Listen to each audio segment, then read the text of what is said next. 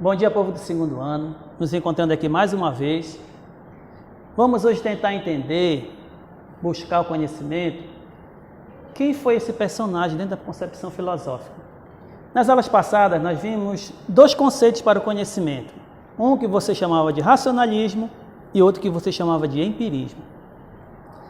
No processo do pensamento racionalista, você conhecia de que forma? De forma inata, ou seja, todo conhecimento você tem. A única coisa que você vai fazer é só relembrar aquilo que você já sabe. Como exemplo, nós vimos nas nossas aulas, de repente você está andando aqui por Imperatriz, você vai em determinado local e você para e diz assim mesmo, ei, eu já estive nesse local. Alguém vai dizer que é déjà vu, outra concepção. Esse é um dos princípios do racionalismo, você conhece as coisas anteriormente. O segundo conceito que nós temos de conhecimento é o empirista. E essa concepção, nós vamos lembrar de Aristóteles, que dizia o quê? Nós somos um quadro em branco. Toda experiência que você passa a ter no teu cotidiano, ela é impressa e você passa a conhecer. Como é que você sabe que o fogo queima? Você precisa colocar sua mão e experimentar esse momento. E é assim que funciona a concepção empirista. Eu experimento, eu conheço. Passou o tempo e surgiu dentro do pensamento filosófico o nosso querido Immanuel Kant. Kant, sabendo de tudo isso, da concepção aristotélica, racionalista, empirista, ele faz 4 perguntas fundamentais, que são essas. Primeira, o que posso saber? Todos nós podemos saber várias coisas, matemática, física, química, biologia, que nós chamamos de teoria do conhecimento.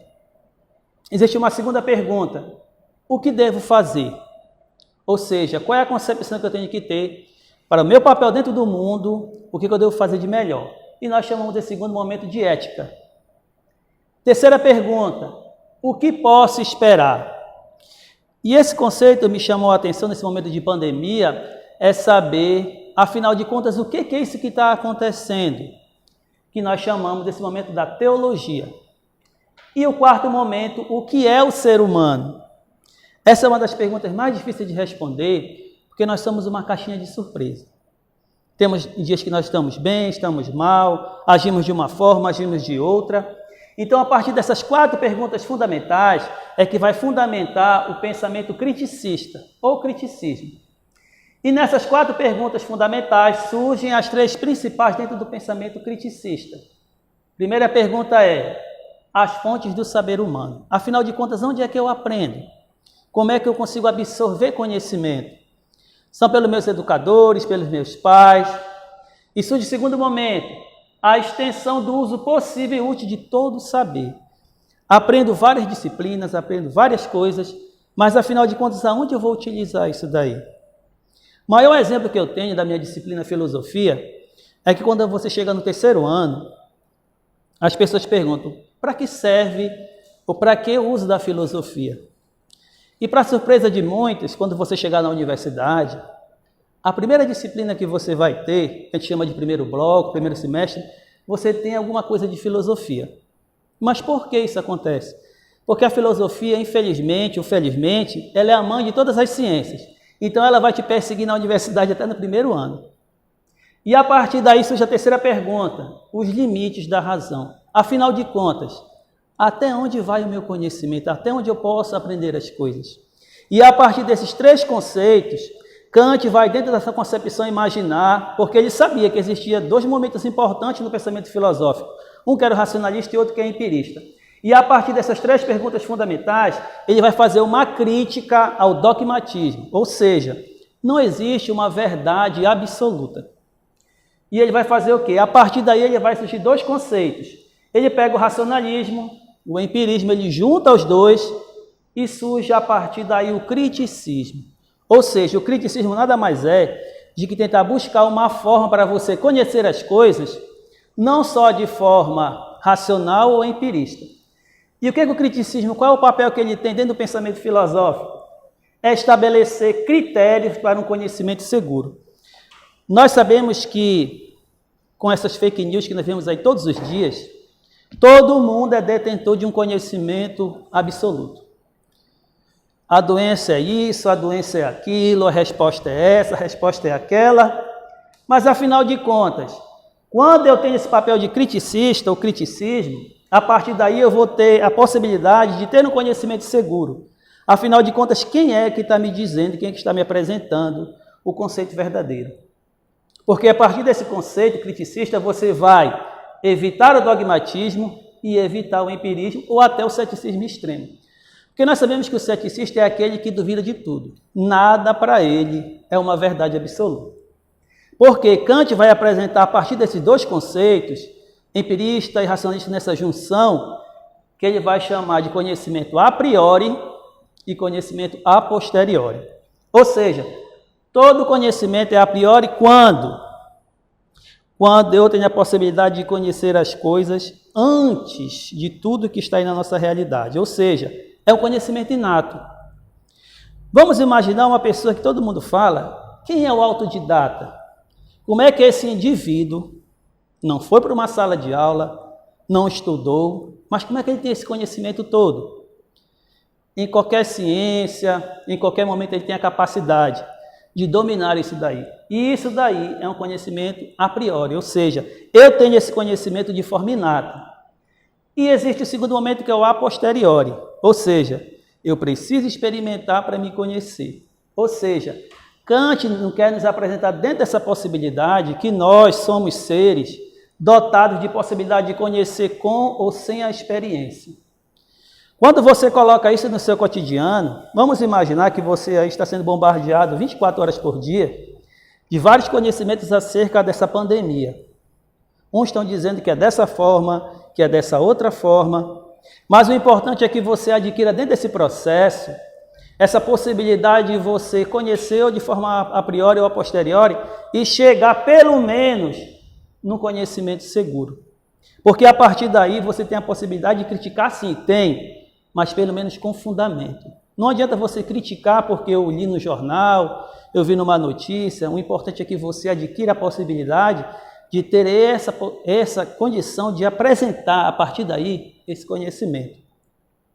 E Kant surge nesse momento, pelo menos para tentar fazer essa junção, porque imaginemos, afinal de contas, por que eu preciso conhecer?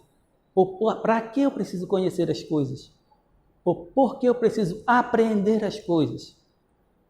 Porque a partir desses conceitos vão se desenvolvendo ao longo do tempo, e quando eu chego nesses momentos principais, nessas três perguntas fundamentais, as fontes do saber humano, aonde é que eu aprendo as coisas? Quais são as minhas fontes?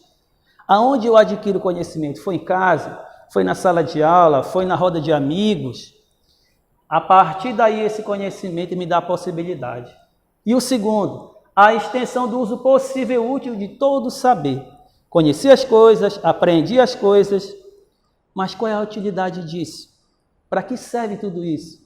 Para que serve tanto conhecimento que eu adquiri ao longo do tempo e como é que eu vou aplicar isso no meu dia a dia? E no terceiro momento, os limites da razão. Até onde eu posso conhecer as coisas? Eu posso começar no ponto A e terminar no ponto B, ali é o meu limite de todo o meu conhecimento, porque nós sabemos que ninguém existe ou detém de um conhecimento absoluto. Aprendemos, conhecemos no dia a dia, mas sempre há um limite para a nossa razão. E é a partir desse conceito, nessas três perguntas, que surge esse criticismo. Posso conhecer? Posso. Posso aprender? Posso. E eu posso aprender de duas formas. Com a minha experiência ou sem a minha experiência. Quando você junta isso daí, dá a possibilidade de você aprender e entender e ter uma visão de mundo. O importante é que você, a partir desses dois conceitos, comece a entender ou a compreender que eu sou um ser dotado de possibilidade de conhecimento. A minha experiência ou a não a minha experiência me dão possibilidade de todo conhecimento. Não na sua totalidade, mas me dá luzes e momentos para mim começar a aprender tudo isso. Até porque alguém podia perguntar para qualquer sábio, você conhece tudo? Com certeza ele irá responder que não. Porque o conhecimento nós sabemos que ele se dá todos os dias. Passo a passo, o conhecimento vai surgindo, você cria conceitos, você muda de conceitos, e é a partir dessa beleza que é o conhecimento que a filosofia tem esse papel ao longo do tempo. Porque nós sabemos que todos os pensadores, lá dos pré-socráticos, até chegar hoje na filosofia moderna, contemporânea, todos eles estão com uma pergunta fundamental. Afinal de contas, o que é a verdade?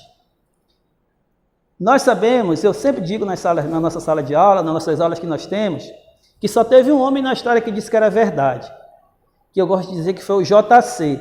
E quem é JC? É Jesus Cristo. Foi o único homem que falou que ele é o caminho, verdade e vida. Dentro da concepção filosófica não existe verdade absoluta. Então esse homem surge na história para fazer esse questionamento porque ele se apresenta como verdade absoluta. E dentro da concepção filosófica não existe verdade absoluta. E isso daí é uma novidade para nós, por isso que ao longo do tempo as pessoas se perguntam, afinal de contas, para que serve, ou o que é, ou como eu vou usar o que nós chamamos de religião. Toda religião ela só tem um papel, é religar eu com o sagrado. E dentro da concepção criticista, e vai cair nesse momento bem aqui, evitar esse dogmatismo, tá, gente? É muito perigoso quando você só acha que a sua verdade é a única, exclusivamente verdadeira. Não, não é. Todos nós somos seres que ao longo do tempo aprendemos as coisas e ninguém é dotado de um saber absoluto. Quando você começa a pensar dessa forma, você começa a perceber que algumas concepções que são assustadoras, e uma delas é o fundamentalismo. O fundamentalismo ele pode estar conceptuado dessa realidade bem aqui dogmatista, porque eu imagino que só eu posso, só eu sei, só eu sou o detentor da verdade absoluta, e não, gente. Temos que evitar ao máximo esse racionalismo extremo que só eu sei de tudo. E ainda, só a minha experiência, só a minha maneira de ver o mundo é o que importa. Não, não é assim que funciona. Evitando esses dois momentos importantes, e o conhecimento quando se dá de forma a priori e a posteriori, aí eu passo a conhecer as coisas. Muito cuidado quando vocês estão aí, né, dessa realidade que nós vivemos hoje no cotidiano, de muitas pessoas dizendo várias verdades pelo mundo afora aí, da concepção de mundo, que pode ser dessa forma, que pode ser dessa outra forma. O importante é que você consiga, de forma a priori ou a posteriori, encontrar a verdade. Não como verdade absoluta, mas um conhecimento em que você possa atingir a tua realização plena. Existe uma concepção aristotélica que o nosso fim último é a felicidade. E essa felicidade é o caminho que todos nós temos que percorrer ao longo do tempo. Mas vá por esses dois caminhos aqui, galera. Ou você vai de forma a priori, você vai de forma posteriori, que você vai encontrar a solução para várias imperfeições ou situações que a gente encontra no cotidiano, porque é desafiador quando você fala de conhecimento. Existem muitas pessoas, dentro da concepção filosófica, existia um grupo de pensadores chamados sofistas. Quem eram os sofistas? Nós tínhamos, sei lá, vocês viram isso aí acho que no segundo ou primeiro ano, em que o sofista era aquele indivíduo que ele vendia conhecimento e transformava uma mentira numa verdade. E nós vamos encontrar ao longo da nossa existência vários sofistas. Muitas pessoas apresentando soluções para resolver problemas do mundo, problemas sociais, religiosos, éticos, mas sempre fique questionando esses indivíduos. Tenha essa atitude a priori e a posteriori, porque o conhecimento, gente, ele vai se dar dessa forma. Eu não sou detentor da verdade absoluta, mas pelo menos, como diz Kant, quais são os limites da minha razão? Até onde eu posso chegar? Até onde eu posso chegar como conhecimento? Porque a partir daí, quando você entende isso daí, aí sim, passa a entender, eu passo a compreender, eu passo a verificar que tudo no mundo existe. Sim, existe. Tem uma função? Tem. E qual é o meu papel? Qual é a minha função dentro desse processo todo? Eu estou aqui no mundo para quê? Para ser mais um? Para ser um entre muitos? Ou para ser uma motivação de mudança? Porque nós sabemos que se eu quero chegar em determinado local, existe uma coisa fundamental. O seu primeiro passo. É a partir do primeiro passo que você vai encontrar, que você vai solucionar todos os seus problemas. Mas tenha essa coragem, assuma a sua responsabilidade. E, para terminar, galera, de forma nenhuma seja racionalista ao extremo ou empirista ou ceticista ao extremo, porque você não vai conseguir resolver todos os seus problemas. seja pelo menos a priori ou a posteriori, conheça, com ou sem experiência. Até a próxima, galera, vamos vivenciar nossas experiências e que esse momento aí que nós estamos vivendo da pandemia seja um momento de reflexão, de busca e de encontro. Até a próxima, galera, e bom dia.